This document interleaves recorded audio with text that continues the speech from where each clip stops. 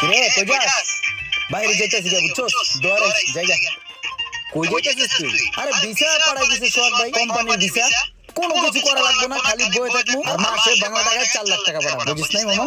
4 লাখ টাকা বেতন? তাহলে আমরাও নিয়ে যা, আমরাও যাই বেটা। আমি তোর বন্ধু বেটা, দেশে বেকার ঘুরতেছি, তোর লাগে যাই, একসাথে কাম করি। এখন তুই যদি যাইতে চাস তাহলে আমি যেই সিস্টেমে যাইতেছি এই সিস্টেমে গেলে যেতে পারবি।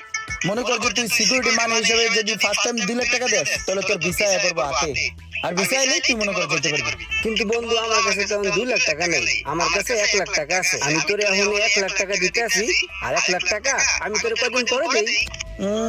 তাহলে তুই টাকাটা রেডি রাখ, বিকেলে দেখা করিস, আমি তোর ভিসার ব্যবস্থা করি। ঠিক আছে, আমি টাকার ব্যবস্থা করতেছি। তুই কিন্তু মামা আমার দেখবার নিজের মনে করে দেখবি, হ্যাঁ? আচ্ছা ঠিক আছে। একটু মনে করে ভালো করে দিস বন্ধু। ঠিক আছে, যা। কিরে বলো, সারা জীবন কি গরুর গাছ কাটবি নাকি জীবনে